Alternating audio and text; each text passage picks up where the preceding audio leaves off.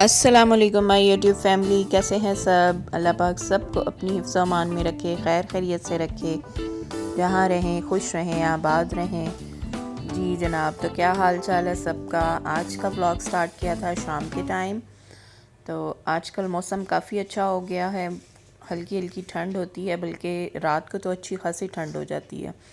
شکر ہے اللہ کا، بڑی گرمی جھیلی، اب اللہ کا کرم ہے کہ کافی بہتر ہو گیا موسم۔ تو یہ شام کے ٹائم کا ویو چیک کریں، اتنی خوبصورت لائٹس لگ رہی تھیں۔ تو ہلکی پھلکی واک کرنے کے بعد آج شام کو کچھ اسپیشل بنانا تھا، چائنیز رائس بنانے تھے، تو میں نے کہا چلے آپ کے ساتھ ریسیپی سے شیئر کرتی ہوں۔ تو اس کے لیے سمپل جتنے آپ کو چاول چاہیے اتنے لے لیں، ان کو اچھی طرح سے واش کر کے 2 گھنٹے کے لیے بھگو دیا تھا۔ تو اس کے بعد چاولوں کو بوائل کر لوں گی، فل کوک نہیں کروں گی، 80% تک ان کو کوک کیا اور اس کے بعد ان کا پانی نکال دیا۔ اچھا، دوسری طرف پین میں آئل ڈالا اور آئل کو گرم ہونے دوں گی تھوڑی دیر۔ جب آئل اچھی طرح گرم ہو جائے گا تو ساتھ ہی میں نے 5 انڈے پھینٹ لیے تھے اور ان میں ہلکا سا نمک اور تھوڑی سی کالی مرچ ڈال کے تو ان کو اچھی طرح سے بیٹ کر لیا۔ اچھا، پہلے ہم یہ آملیٹ بنا لیں گے۔ اس کو ڈالیں گے گرم آئل میں اور فٹافٹ سے تیز تیز چمچ چلایا تو اس کے نا بڑے پیارے سے چھوٹے چھوٹے پیسز ہو جائیں گے۔ اچھا، سب سے پہلے فرائنگ والا کام کرنا ہے۔ پہلے انڈے جو ہیں ان کو فرائی کرنے اچھی طرح کر کے ان کو نکال لیں گے اور اس کے بعد اپنی ویجیٹیبلز فرائی کریں گے۔ سٹیپ بائی سٹیپ دیکھتے جائیں اور جن سٹیپس کو میں شو کر رہی ہوں انہی کو فالو کریں تو دیکھیے آپ کے بہت مزے کے، بہت ٹیسٹی چائنیز رائس بن کے تیار ہوں گے۔ جی، تو انڈے ہو گئے تھے فرائی، آملیٹ ہو گیا، اس کو نکال لیا۔ اب گاجریں بہت باریک کٹنگ ان کی کر لیں اور ان کو بھی فرائی کر لوں گی۔ میڈیم آگ رکھیں گے اور ان کو فٹافٹ سے فرائی کر لیا۔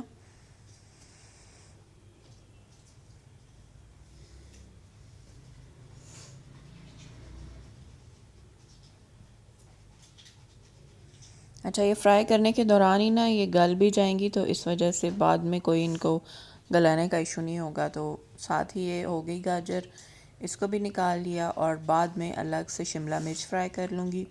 دونوں کو اکٹھا نہیں ڈالیں گے کیونکہ شملہ مرچ ذرا جلدی ہو جاتی ہے، تو اس وجہ سے پہلے گاجریں کر کے نکال لی اور پھر شملہ مرچ کر لی۔ آپ چاہیں تو اس میں تھوڑی سی پھول گوبھی بھی بند گوبھی وہ بھی ایڈ کر سکتے ہیں، لیکن مجھے نہیں پسند تو اس لیے میں نے نہیں کی۔ اچھا، یہ شملہ مرچ یہ بھی باریک کٹنگ میں ہے تو اس کو بھی کاٹ کے نکال لیں گے۔ اچھا، سب چیزیں فرائی ہو گئیں تو اس کے بعد ڈالوں گی میں اس میں لہسن، 6-7 جویں لہسن کی ان کو کٹ کر لیں گے۔ آپ نے اس کو لہسن کا پیسٹ نہیں لینا، لہسن کو کٹ کر کے لیں گے تو اس سے اس کا فلیور بڑا ڈفرینٹ سا اور بڑا اچھا فلیور آتا ہے اس کا۔ یہ ضرور ٹرک ہے وہ ٹرائی کیجیے گا۔ اور ساتھ ہی میں نے اس میں ڈال دیا چکن، تو اچھی طرح سے اس کو فرائی کر لوں گی۔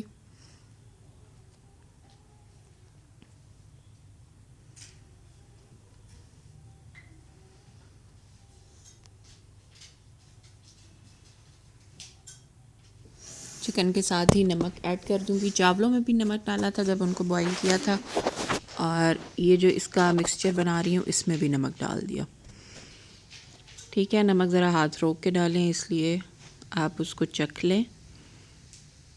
نمک ڈالنے کے بعد کالی مرچ ڈالوں گی اور لال مرچ پاؤڈر، یہ تقریباً 1 ٹی اسپون ڈالا، اور تھوڑا سا میں نے گرم مسالہ ڈال دیا۔ اس سے یہ ہوتا ہے کہ چکن کی جو اسمیل سی ہوتی ہے نا وہ نکل جاتی ہے اور فلیور بھی بڑا اچھا سا آ جاتا ہے۔ چلیں، اس کو اچھی طرح سے بھنائی کر لی۔ چکن کی بھنائی کرنے کے بعد اب اس میں ایڈ کروں گی جو اپنی باقی ساری ساسز ہوں گی وہ۔ سب سے پہلے سویا ساس ایڈ کی،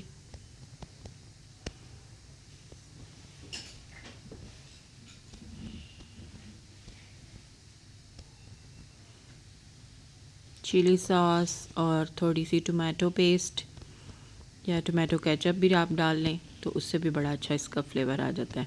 یہ جب مزے کی ہماری ساس ریڈی ہو جائے گی تو اس میں ساری فرائی کی ہوئی ویجیٹیبل ڈال دیں گے۔ بہت ایزی ہے، فٹافٹ بن جانے والی ہے اور بہت ہی مزے کے یہ رائس بنتے ہیں۔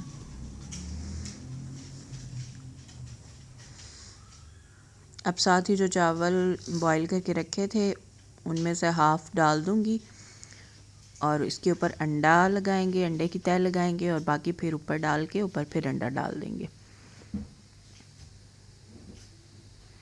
اچھا اس سٹیج پہ نا آپ نمک اور مرچ ٹیسٹ کر لیں، اگر آپ کو فیل ہو کہ مرچیں تھوڑی ہیں تو آپ کالی مرچیں نا اوپر بھی سپرنکل کرتے ہیں تو اس سے بالکل پرفیکٹ ہو جائے گا اس کا ٹیسٹ۔ اور ساتھ ہی اس کو دم پہ لگا دیا، تقریباً 8 to 10 منٹ دم پہ لگائیں گے اور زبردست سے یمی سے ہمارے Chinese rice, egg fried rice جو ہیں وہ ریڈی ہو گئے۔ چلیں جی ان کو ڈش آؤٹ کرتے ہیں۔ تو ہمارے chicken egg fried rice ready, اس کو منچورین کے ساتھ سرو کریں اور ویسے خالی بھی ان کو کھائیں تو بہت ہی مزے کے، بہت لذیذ ہیں۔ اور آج کل تو موسم چینج ہو رہا ہے تو اس موسم میں یہ مزے مزے کی ڈشز بہت اچھی لگتی ہیں، تو نئی نئی ڈشز بنانے کا ٹائم آ گیا، تو چلیے انجوائے کیجئے۔ اور یہ پلیٹ آپ کے لیے۔ اگر ابھی تک آپ نے میرے چینل کو سبسکرائب نہیں کیا تو کائنڈلی چینل کو سبسکرائب کریں، لائک کریں اور شیئر کریں اور کمنٹ بھی لازمی کیا کریں کہ آپ کو میری ریسیپیز کیسی لگیں۔ ساتھ ہی آپ کو جھٹپٹ سا ایک کپ کیک بنانا سکھا دوں گی۔ کپ کیک بولیں اس کو، مگ کیک بولیں، کوئی اس کے لیے ہمیں اوون کی بھی ضرورت نہیں ہے، فٹافٹ سے یہ ساری چیزیں ایڈ کریں گے اور اس کو مائکرو ویو میں آپ 4 to 5 منٹ اس کو رکھیں اور بیک ہو گیا اور اس کو انجوائے کریں۔ تھینکس فار واچنگ، ملیں گے نیکسٹ ویڈیو میں، اللہ حافظ۔